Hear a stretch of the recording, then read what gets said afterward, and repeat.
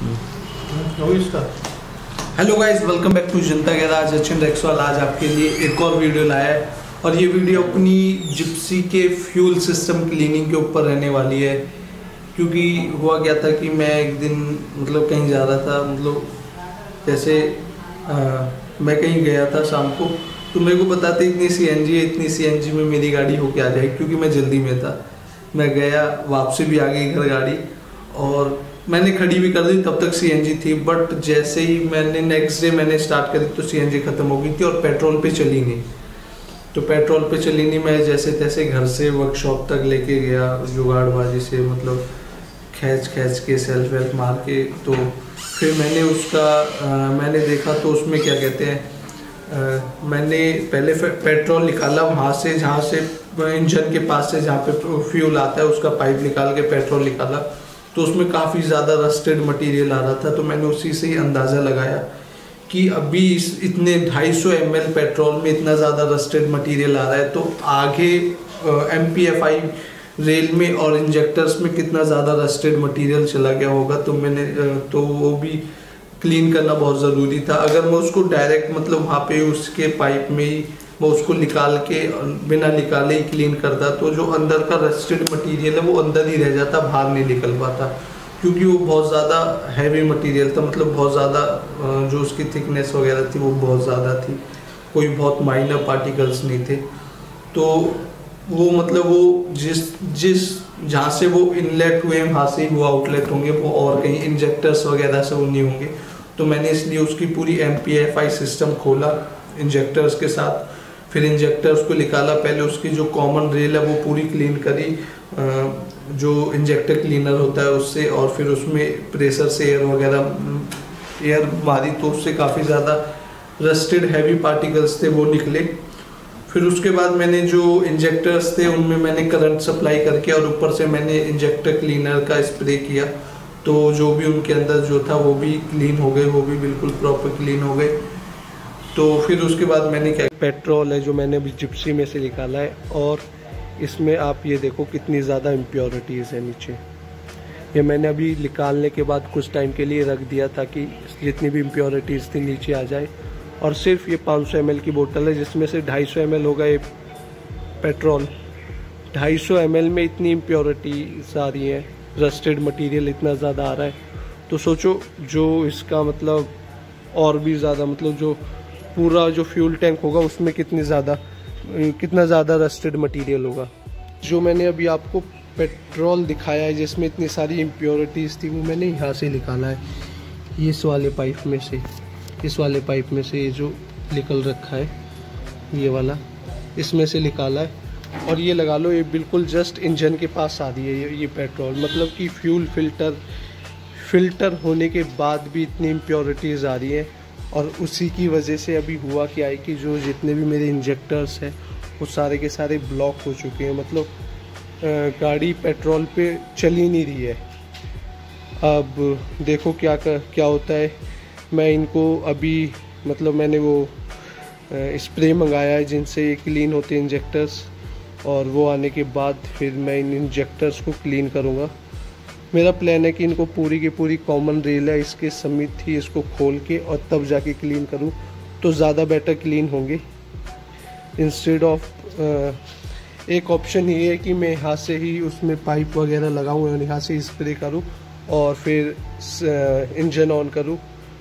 और एक ऑप्शन ये है कि मैं यहाँ से इन नट्स को खोलने के बाद फिर इसकी जो पूरी कॉमन रेल है इसको निकाल लूँ इंजेक्टर समेत, और फिर उसके बाद क्लीन करूँ।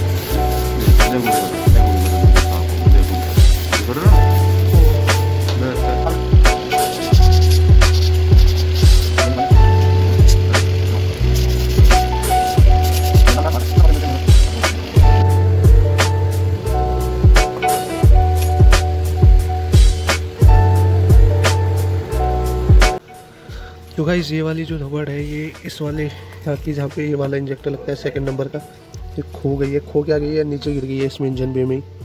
अब कहाँ गिरी है कहाँ नहीं है समझ नहीं आ रहा, ऑलमोस्ट खो गई है।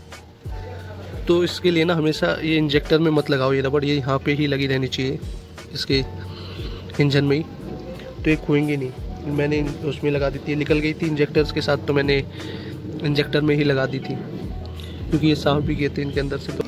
तो गाइस ये मिल गई ये जो इसकी वो थी सील कह लो इसको, और मिली भी कैसे, वैसे तो ये मिली नहीं। तो मैंने कंप्रेसर चला के और फिर हवा मारी है प्रेशर से, तो जहाँ पे भी अटकी हुई थी निकल के नीचे गिर गई।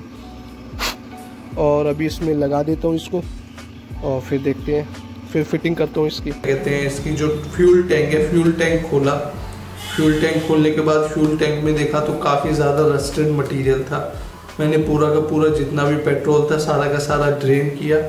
ड्रेन करने के बाद फिर उसमें मैंने तेजाब डाला था।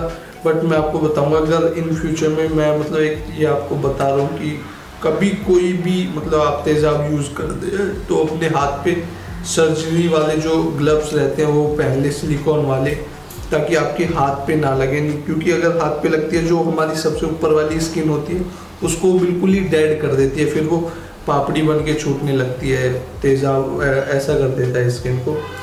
तो वो चीज़ ना करें, मतलब डायरेक्ट अपने हाथ के कांटेक्ट में ना आए, और फेस पे भी मास्क वगैरह लगाएं क्योंकि उसमें से एक स्मेल निकलती है, वो जैसे ही नाक पे लगती है अलग ही होती है, वो बहुत ज़्यादा हार्मफुल होती है।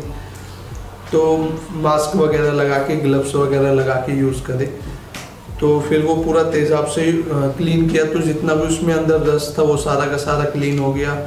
जितना भी डस्ट मटेरियल था वो एक तरीके से मतलब सारा सिल्वर कोटेड हो जाता है वो, तो पूरा क्लीन हो गया। और क्लीन होने के बाद फिर मैंने उसको दोबारा से लगाया।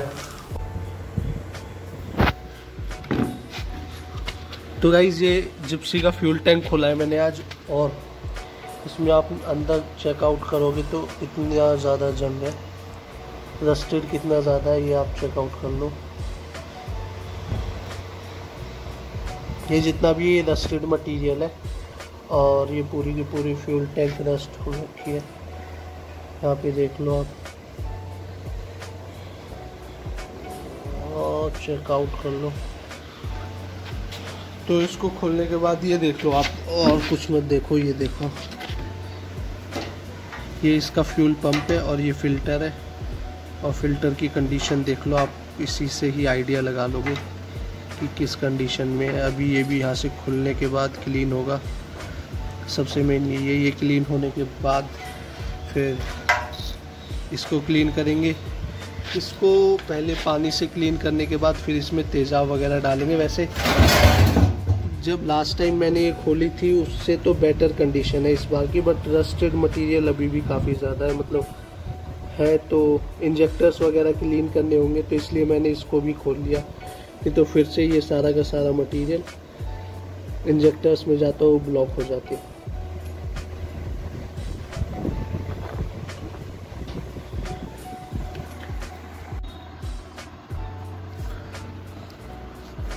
तो गाइस ये चेकआउट करो, ये फ्यूल पंप है, ये इसका माउंटिंग है, और ये पूरी की पूरी रस्टेड थी। यहाँ से अभी आप देखोगे तो कहीं कहीं आपको रस्ट नज़र भी आ रहा होगा, बट अभी मैंने ये तेज़ाब की बोतल है, तेज़ाब से साफ़ किया है, तो पूरा का पूरा क्लीन हो चुका है। और ये फ्यूल गेज है जो इंडिकेशन में दिखाता है, तो ये भी पूरा रस्टेड हो रखा था, ये भी क्लीन कर दिया है। और फ्यूल टैंक और आप चेकआउट कर लो, ये देखो फ्यूल टैंक पूरा का पूरा क्लीन हो चुका है।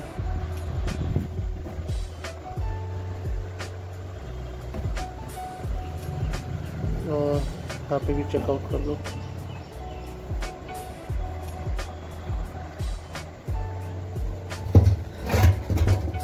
इसमें भी तेज़ाब डाला है, तेज़ाब से पूरा का पूरा क्लीन हो चुका है। कहीं कहीं आपको अब भी रस्ट दिख रहा होगा, बट इतना ये माइनर है, इतना तो रहेगा ही। और आप चेकआउट कर लो। पहले ये पानी से प्रेशर के पानी से पूरी की पूरी साफ़ की थी अंदर से, फिर वो पानी निकाला था, फिर हवा मारी है, फिर दोबारा से इसमें फिर दोबारा इसमें ये तेज़ाब डाला है और तेज़ाब डालने के बाद फिर कुछ टाइम के लिए छोड़ दिया है अंदर पूरे में घुमाने के बाद, और तब निकाला है। ये देखो वहाँ पे है, कुछ उसके आगे भी है। ये सारा तेज़ाब है जो इसमें से पूरा क्लीन करने के बाद निकला है, और बहुत ज़्यादा रस निकला है। मतलब लास्ट टाइम से तो फिर भी कम है, बट था, मतलब काफ़ी रस था अब भी। और फ्यूल टैंक फिर से क्लीन हो चुका है। और जितनी भी फ्यूल टैंक से लेके इंजन तक की जो पाइपलाइन थी उसको भी मैंने एयर मार के क्लीन वगैरह किया। मतलब बिल्कुल जो उसका फ्यूल फिल्टर था वो भी मैंने चेंज कर दिया, क्योंकि फ्यूल फिल्टर को भी हमें कुछ टाइम में मतलब चेंज कर देना चाहिए अल्टरनेटिव 2-3 सर्विस के बाद। तो हमें मतलब चेंज कर देना चाहिए वो भी। अगर आप प्योर पेट्रोल में चलाते हो तो 2-3 सर्विस में कर दो। और अगर मतलब मेरा तो रस्टेड था तो मेरे पूरे उसमें जो फ्यूल फिल्टर है उसमें भी पूरी रस्ट बढ़ जाती है, तो मैंने इसलिए वो चेंज कर दिया। हालांकि मैंने लास्ट टाइम मैंने क्लीन भी किया था, बट फिर मैंने इस बार चेंज ही कर दिया प्रॉपर। तो चेंज करना भी रहता है कि चेंज कर दो उसको। वो तो मतलब उस टाइम पे इमरजेंसी के लिए मैंने क्लीन कर दिया, क्योंकि उस टाइम था नहीं, फिर मैंने ले आया था और फिर मैंने चेंज कर दिया। तो ये कुछ था, ये सब कुछ आपको मतलब वीडियो में आपको देखने के लिए मिल जाएगा रहता है। तो गाइस ये पुराना वाला फ्यूल फिल्टर है, चेकआउट कर लो, और यहाँ पे लगा रहता है ये। और नया फ्यूल फिल्टर मैं ये लाया हूँ, ये यहाँ से ये इन है, यहाँ से आउट है, और इसको ऐसे ही लगा देंगे। और अगर आपको वीडियो पसंद आई है तो लाइक से सब्सक्राइब कर दे। एंड मिलते हैं अपनी नेक्स्ट वीडियो में। Till then, a chill with you, for you always, bye bye.